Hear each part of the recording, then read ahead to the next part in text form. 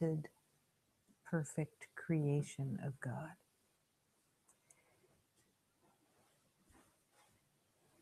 This illusion is built on limits. It's built on barriers, borders, boundaries. It's really one of the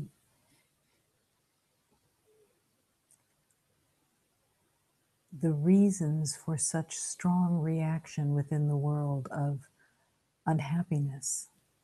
Because deep within every beloved's heart is a sense of restriction, a sense of being imprisoned, caged.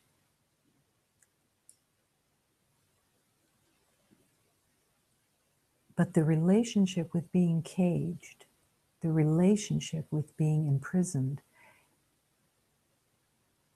is being believed as something that is being done to you rather than it is a self-imposed state within the mind. Every thought that is a judgment, every thought that is an opinion, every thought that is a criticism is part of the prison. The bars are made of shame and guilt.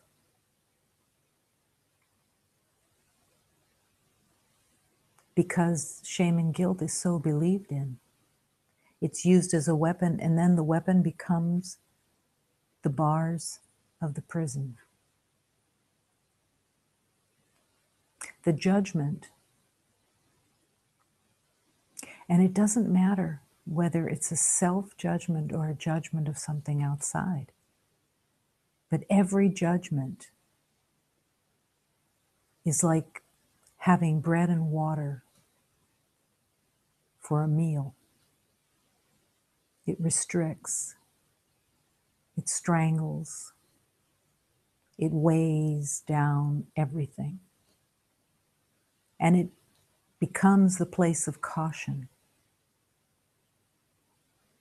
The caution that says,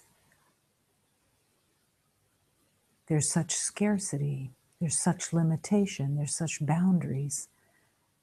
I'm so restricted.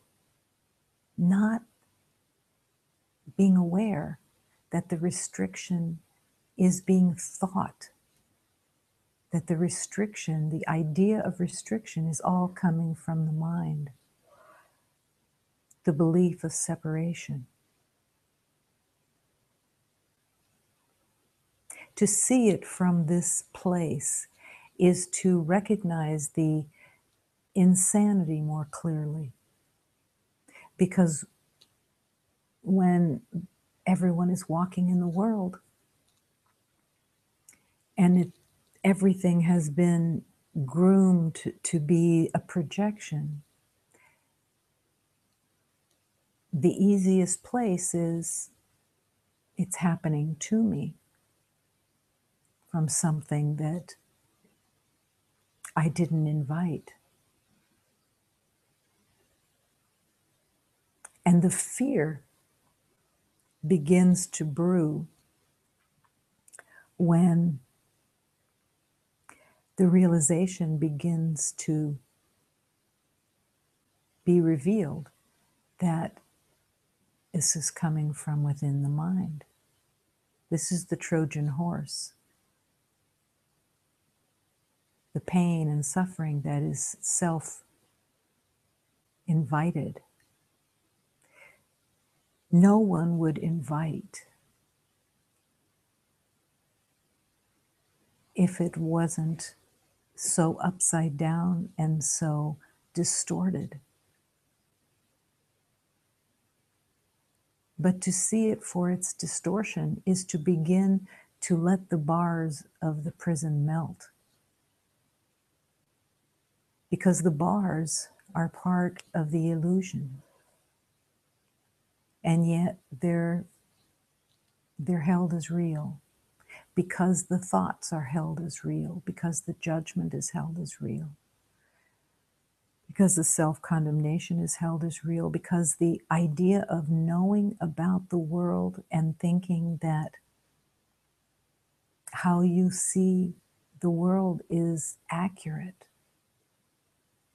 And if it is accurate, then you have to accept the prison. You have to accept it because it's part of your belief in its reality.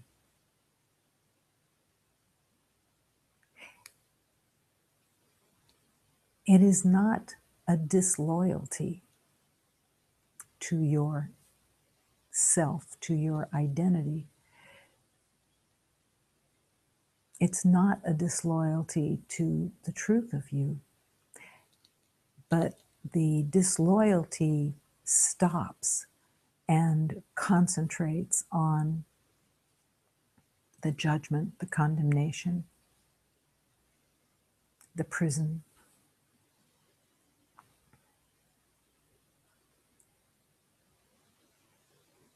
And every day there is a whispering within each beloved.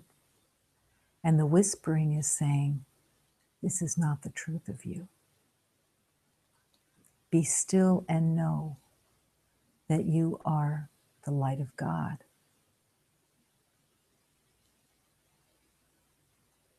Being still is so essential because the litany of insanity that the mind produces takes you deeper and deeper into an untruth, unreality. And the stillness, as you enter the stillness, you can't hear that insanity. And even if it's just a moment of that quiet, inner, peaceful place,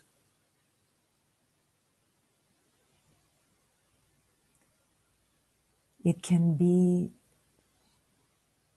the tonic. It can be the nourishment that is so essential for you to want more of that silence, to want more because it feels so safe, so peaceful,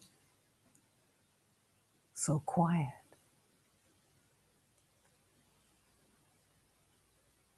Is it really different than being in a warehouse filled with upset, disturbance, battles? And in that warehouse, that's all you can hear because the sound is echoing. Everyone has that same sound within. But when you're used to it, you accept it as if it's what you are. Come into the stillness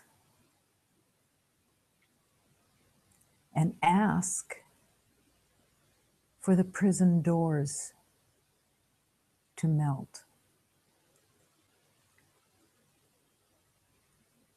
They can melt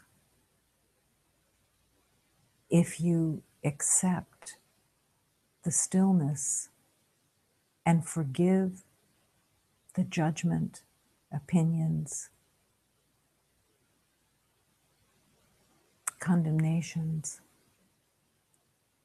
worries, everything that brings chaos and upside downness. But once you start to ask that you want this place of peace, you want this stillness, love will take you there because you are just in your asking becoming more sane. You're recognizing this can't be the truth. Why am I still making this noise?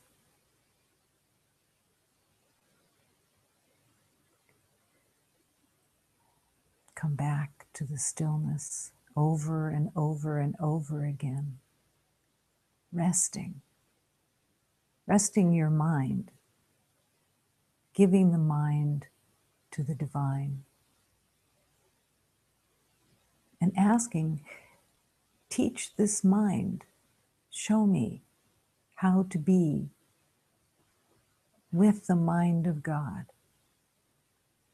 where I belong, and teach me to open my heart in the quiet and offer love and be love,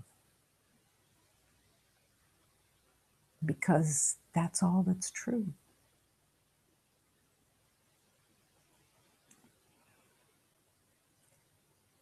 Everyone has lived in that prison. It's not exclusive. It's not special. And it's not caused by something outside you. That is the major thing.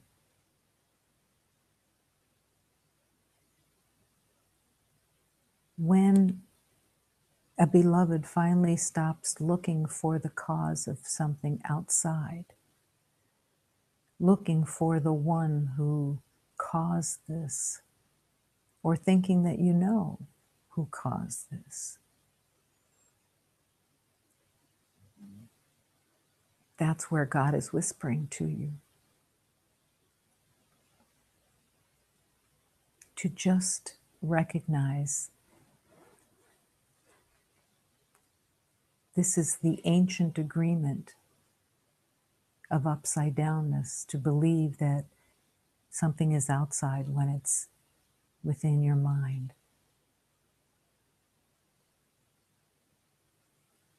How many times until now have been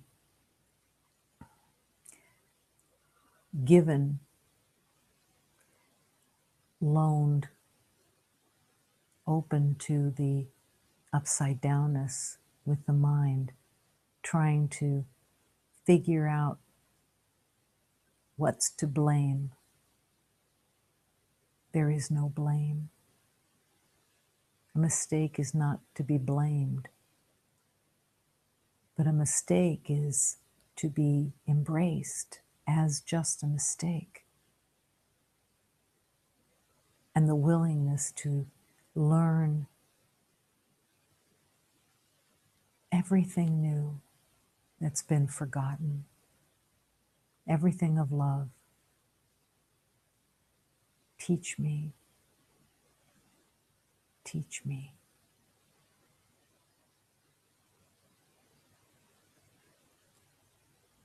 This is the schoolroom of love, and all the prison cells will eventually disappear, as one by one each beloved recognizes that it was self-made and need not be.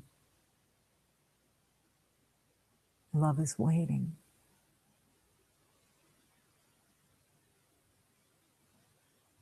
It's always waiting, patiently waiting for the yes, for the willingness to see the light of love.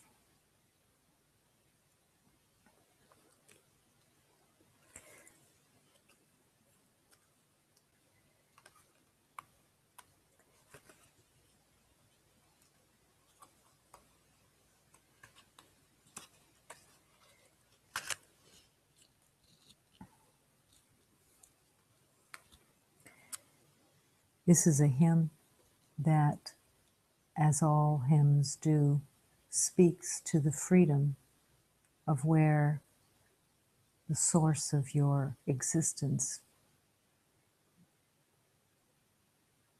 where this source and you connect.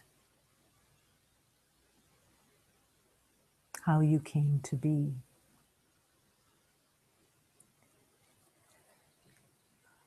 All I am, all I am, all I am is given to me. My mother gives to me, my father gives to me. All I am set free.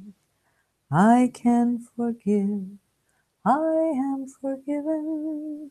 My mother gives to me, my father gives to me.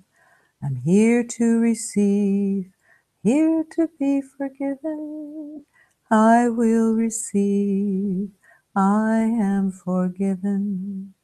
All I am, all I am, all I am is given to me.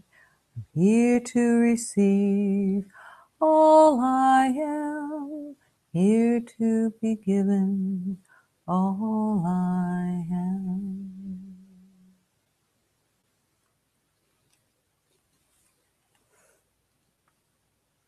All I am is given to me. All that you are is given to you. You're the creation of love itself. All that you are, everything that is true,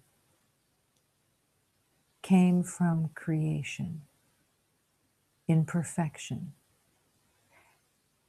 All that you are, every thought of love, every breath of peace, every movement of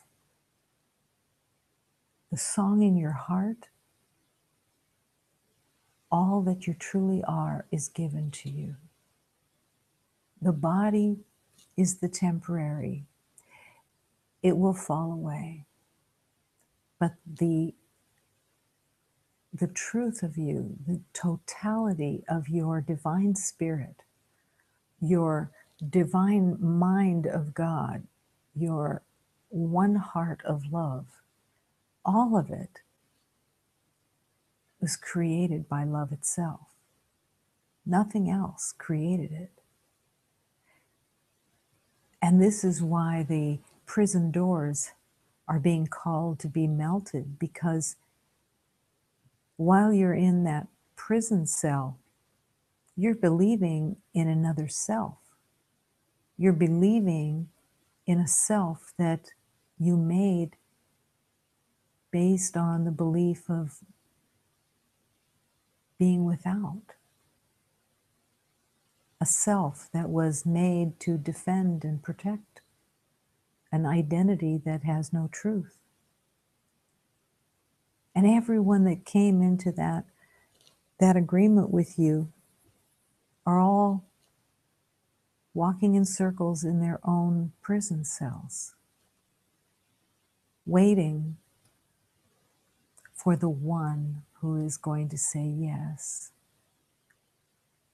Yes to love, yes to peace, yes to transformation, and yes to seeing the light, only the light in every beloved.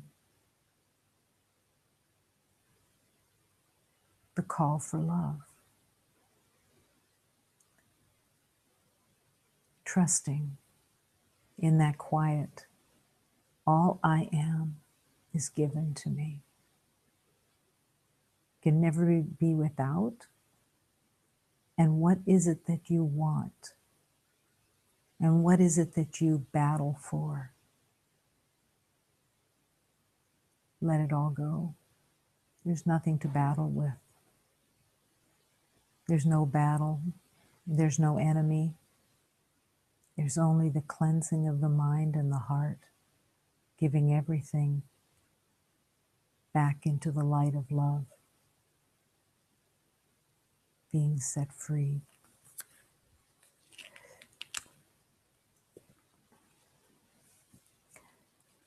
The declaration, I am life. I am a path with God. I am the pure and eternal love that God has made.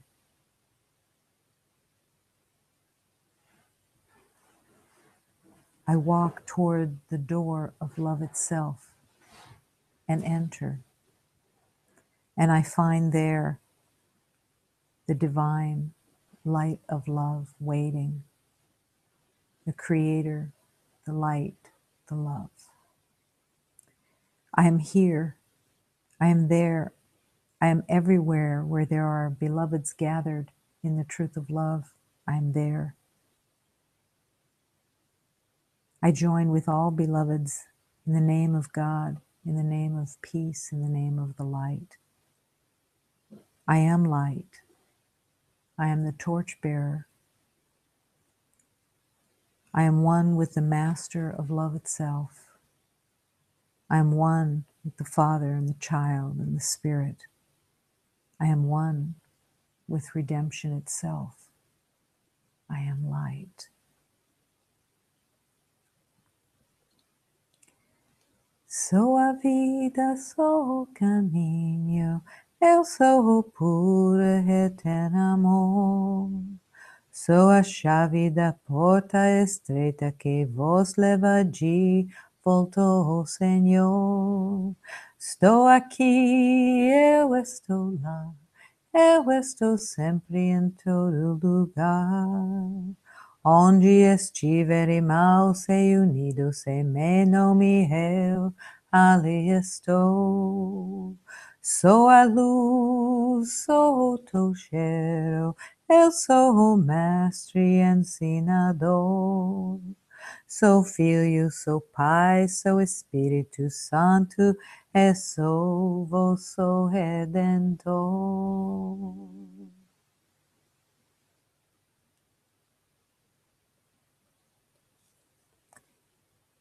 In these words, I am life.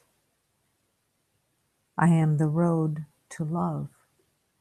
Every time that you utter those words, those declarations of love itself, of the relationship between your divine self and the Creator, every time you declare that you are life, that you are love itself, the prison doors start to break apart. You can keep them all breaking apart and falling away, but the learning is the letting go of the mind, the letting go of what you think you know as an identity, and as the belief that everyone else's identity is what you think it is. That can be the biggest surprise of all. No one is who you think they are. Everyone is the light of God. That's all that's real. Accepting it, embracing it, inviting it.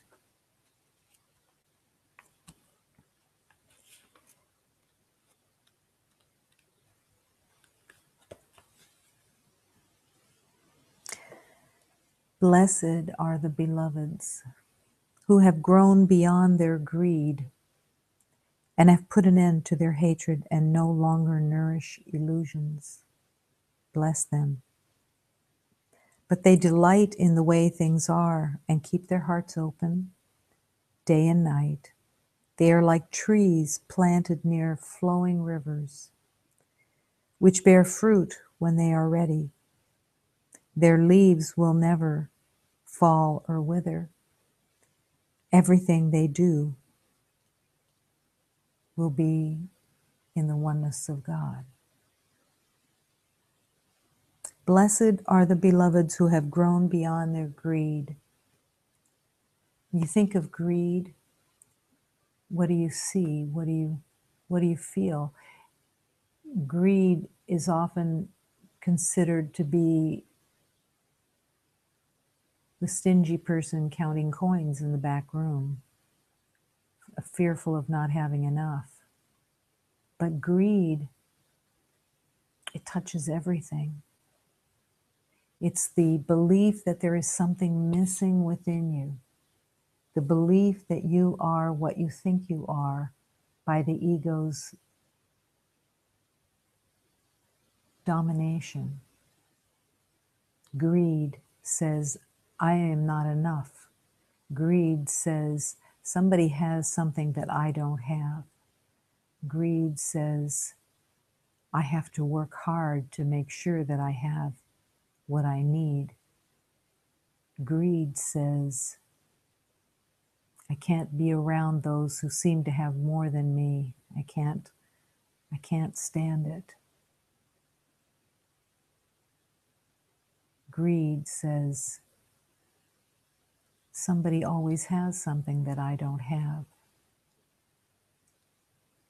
And greed even says, look what I have. Look what I have that somebody else didn't get. All of that pain is being called to be surrendered. They have grown beyond their greed, grown in the light, and have put an end to their hatred and no longer nourish illusions. This is the beloved. But they delight in the way things are, seeing the beauty and the perfection in all creation, and keep their hearts open day and night in case somebody comes to visit. They are like trees planted near flowing rivers, which bear fruit when they are ready. The trees that grow and are planted near flowing rivers move with the river and yet stay solid, strong, where they have been placed. This is their mission, this is their purpose, to stand in strength. And every beloved is called to stand in strength as a mission, not allowing the mind to be run by the untruth, the made-up past, now being let go. And their leaves will not fall or wither. Everything is in perfection of God.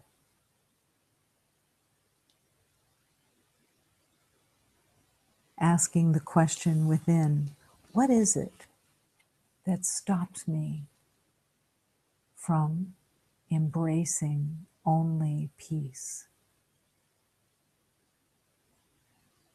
What is it that I worship more than peace?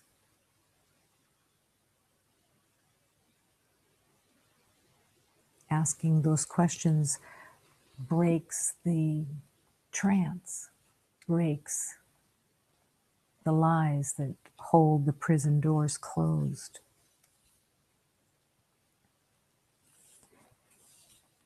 Manic screaming. We should all make all spiritual talk simple today. God is trying to sell you something, but you didn't want to buy it. That is what becomes your suffering. Your fantastic haggling, your manic screaming over the price. Over the price. What is the price? What is it that God is wanting to sell to you, and what is the price? The haggling is the suffering. The refusal to receive what God is wanting you to have. Peace, harmony, wisdom, joy, gentleness, honesty, open-mindedness, compassion. Are those the things that you refuse? Are those the exquisite elements of your being that you are worried about? that you believe might be a trick, but they're not a trick. They're the truth of your divine self. But why does it come with a price? It only comes with a price because the belief in honesty is fearful to the ego. To be honest is to have everything match up. Your words, your mind, your behaviors, everything matches. Everything is peaceful, everything is open, everything is loving. Honesty.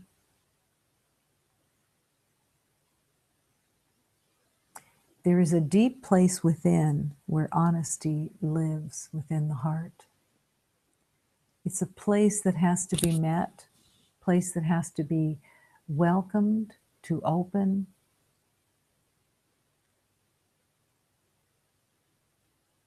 That everything that you would say would be from a place of such deep honesty that there would be no deception. So there would be no identity that you would use with another. And that there would be nothing that you would be the knower of. Imagine, please, that you don't know anything, and that that's the truth, that's the honesty. Where does it take you? Imagine you start your day in the not knowing, and that space of not knowing, which is the honesty, opens to the vibration of love. Before you're even moving around, you're already in the vibration of love. Your heart opens. Your throat chokes a little because it's so sweet. As your heart opens, you feel it. You embrace it. You honestly want it.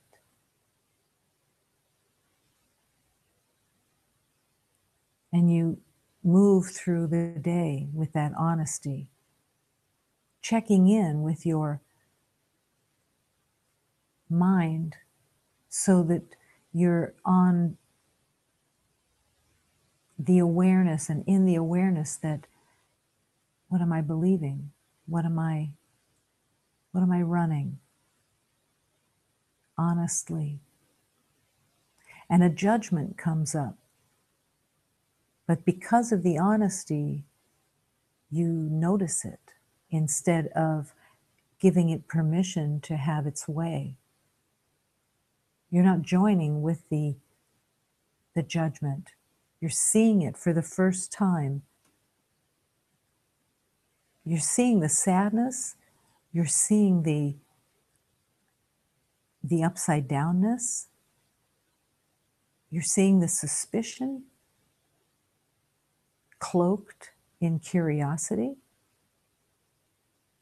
Everything's cloaked in the ego life.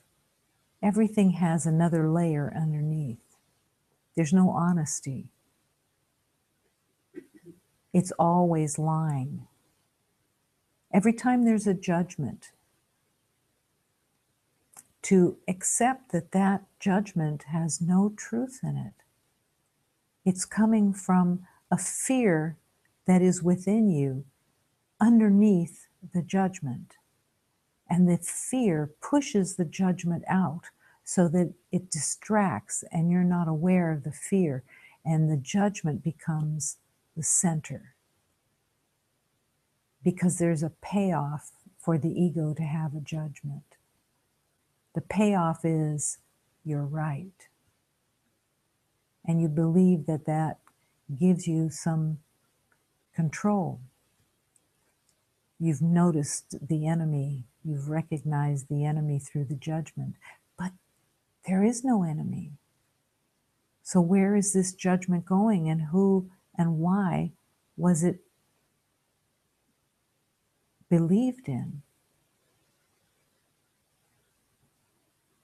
Because honesty hasn't been embraced in its full capacity. But it's right there for you. It's within you because your divine self is honest.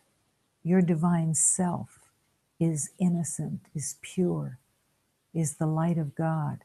And the only thing that's in the way of that reconciliation of awareness is the dishonesty of the self-made mind.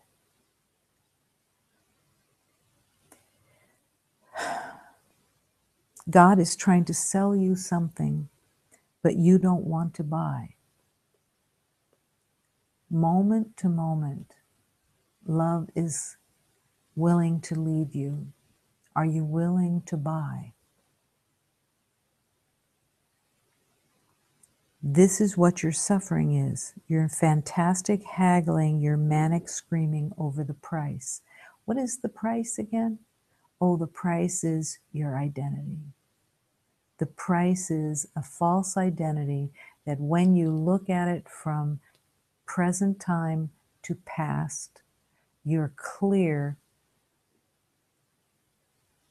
that it was painful, difficult,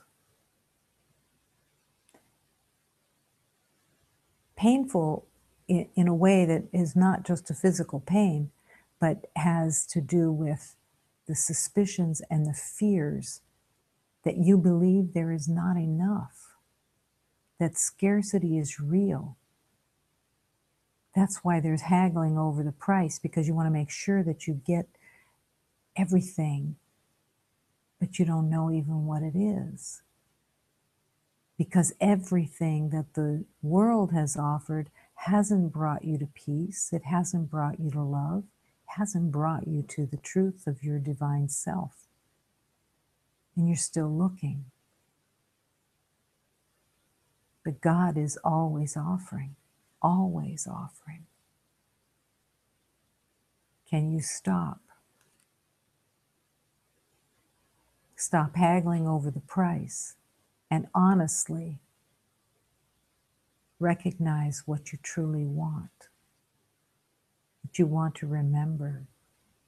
Come home and step off of the wheel of suffering that the mind has produced. How do you step off of that wheel of suffering?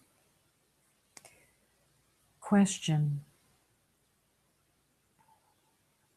where your loyalty is. Question who is it that you try to impress? Who is it that you hold secrets from? Who is it that you're afraid of because there may be a judgment? Who is it that you agreed with all these years of time to walk in illusion with them? Who is it that you believe that you compete with? Who is it that you're afraid of?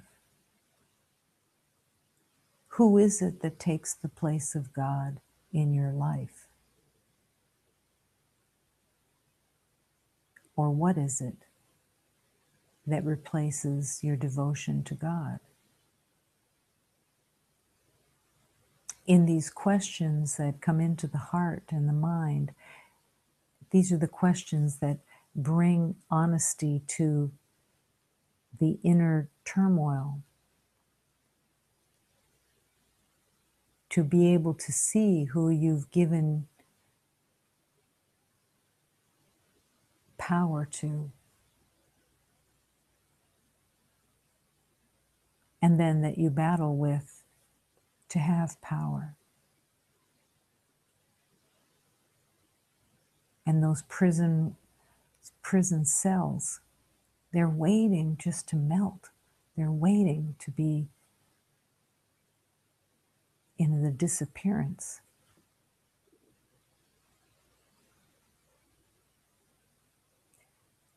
Who is it?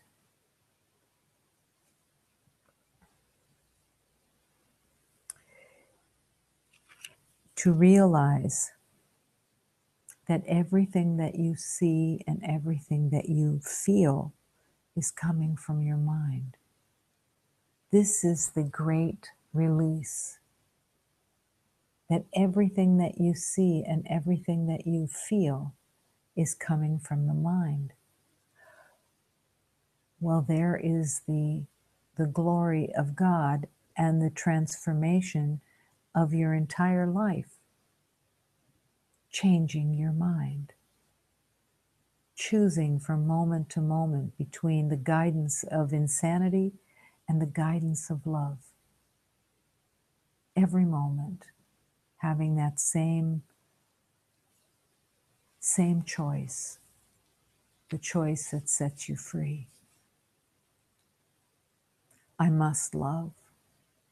I must love because it's all that's real. Teach me to love. And teach me to recognize what I've made that stands in the way. Moment to moment. Divine honesty. Divine honesty. What happens when you want to say something to another beloved? Do you ask before you say something, is this most helpful? Do I know, or am I in the awareness of what is most helpful?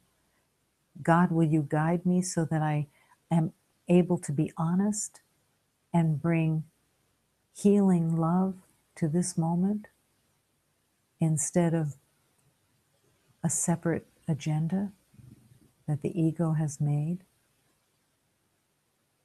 I choose love, I choose love, I choose love.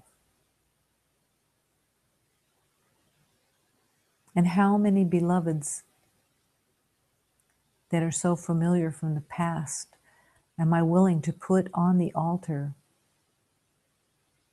so that I can be free and let them be free, because I don't want to see them anymore as an identity that I've given them.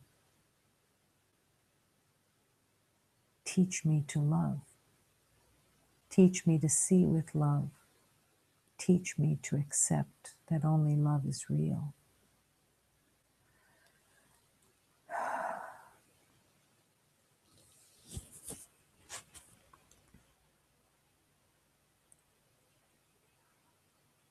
Pain is no longer being called to be used as a weapon. It's just sleep. It's just illusion. It's just a trance. Only love is real. And the only fear that is the fear that the mind holds as real. There is no fear in God. There is no fear in you. You are free. You are whole. You are God's light. I wish I could show you, when you are lonely or in darkness, the astonishing light of your own being. Every element of love holds this for you. It's held for you in this moment. It's held here in this heart, wanting you to see the light within, to accept God's will for you.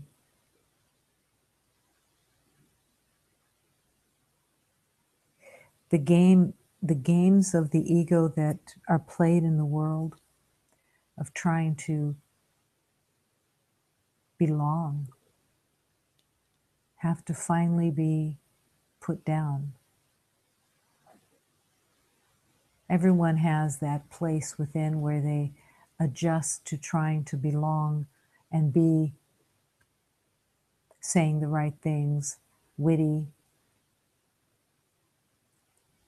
joining in whatever story is running. Stop and realize and accept that to offer love is to offer honesty of love, to offer your heart and not the made-up identity.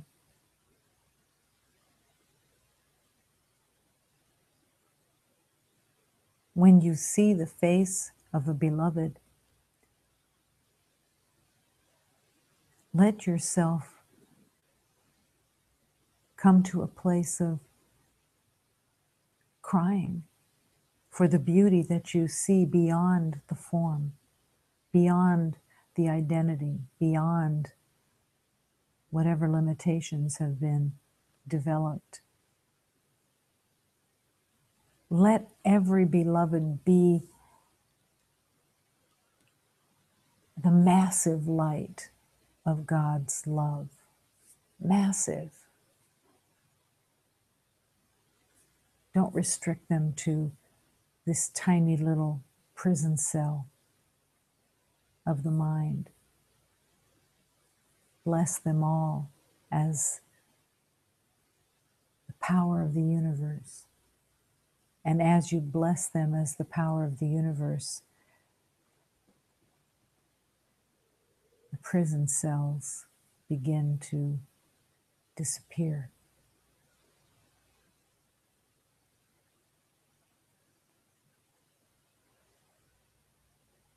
No more manic screaming, accepting that you are the astonishing light of God's creation.